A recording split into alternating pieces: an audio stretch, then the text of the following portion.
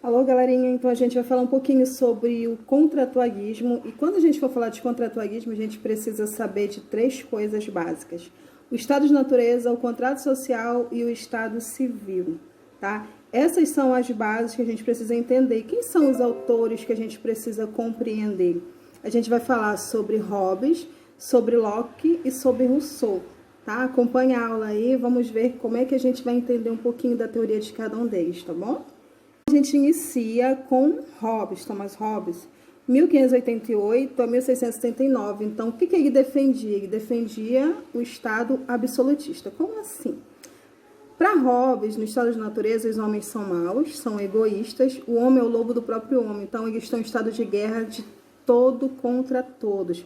Esse é o estado de natureza, porque para ele, os homens eles viviam todo o tempo em conflito, eles viviam brigando, era como se fosse um devorando o outro. Então, o estado de natureza eram homens egocêntricos e que estavam sempre em conflito e em luta.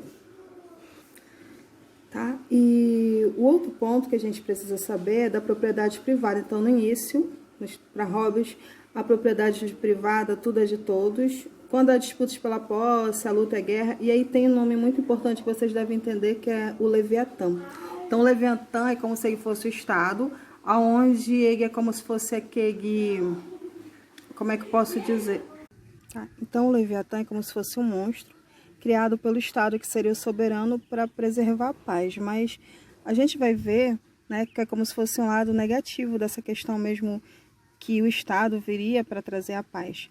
E assim como o Estado, ele pode suprimir a propriedade dos súditos. Então, basicamente, Hobbes, a gente vai entender isso, né? Vai falar sobre o monstro do Estado Leviatã, você vai falar sobre a questão da guerra de todos contra todos e é o Estado absolutista, tá? Aí a gente vai passar para o Hobbes. Como é que a gente via Hobbes?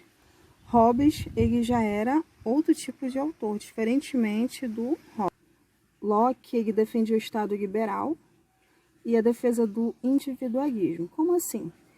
Para Locke, os homens são bons, livres, independentemente, iguais, pacíficos e seguros. O estado de natureza deles é um estado de paz e harmonia. Então, você já vê a diferença do Locke para o Hobbes. Lá diz que os homens eram maus, que os homens eram egoístas, que para Locke os homens são bons e são livres. E a propriedade privada? Como é que é? A propriedade privada já existia no estado de natureza e não podia ser violada pelo Estado. E é pelo trabalho sobre a terra que o homem estabelece os limites e garante sua propriedade. Então, com o surgimento da moeda, a propriedade ela pode ser adquirida pela compra. Isso aqui, no caso do Locke, já é totalmente... Então, não tem como você confundir a questão do Locke com Hobbes, certo?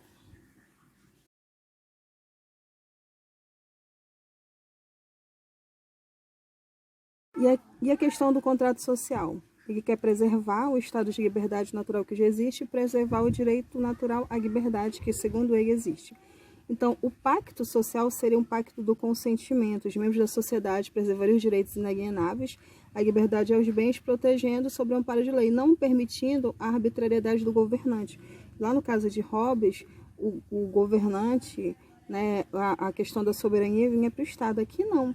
Né? Aqui eles têm uma lei que protege e o governante, o governo, ele não pode cometer nenhum ato arbitrário, certo? A finalidade aqui do governo é a conservação da propriedade, o legislativo é o poder supremo, o governo ele é totalmente controlado pela sociedade, lá é a sociedade que é controlada pelo governo, e a possível resistência se o governante foge à lei. Então, se o governante fizer algo contra as pessoas, contra a sociedade, né, vai haver resistência, sim.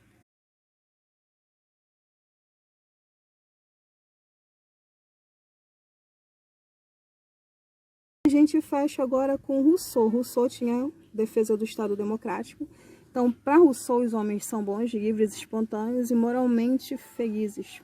Na propriedade privada, o que ele diz é que no início tudo era de todos. A propriedade privada é o início dos males, da sociedade privada, então todo mundo tinha direito a tudo. Quando a propriedade privada vem a miséria, começa a se implantar a primeira cerca, diz assim, a partir do momento que vem o limite, aonde as coisas são divididas, há a miséria e há também a questão do descontentamento e vem os males da sociedade privada.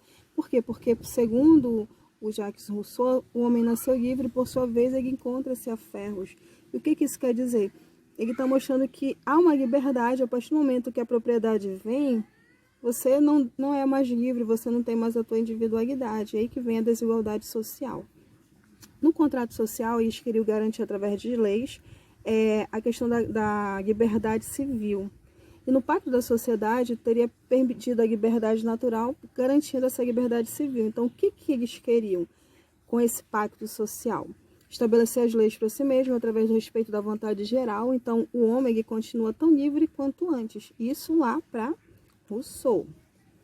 Então, deve ser democrático o Estado Civil com respeito a todos. Só a vontade geral do povo é soberana. Então, quem manda aqui é o povo, né? Então, isso é importante que vocês saibam. E o povo ele pode existir sempre se a liberdade dele estiver sendo ameaçada, se os governantes não estiverem respeitando a vontade geral. Então, basicamente é isso que a gente precisa entender sobre os contratualistas, Hobbes, Locke e Rousseau. Tá? Espero que vocês tenham entendido. Qualquer coisa, coloquem nos comentários, dá o joinha lá no nosso vídeo, nosso canal. E aproveite as próximas aulas que virão, tá bom? Tchau, tchau. Fiquem com Deus.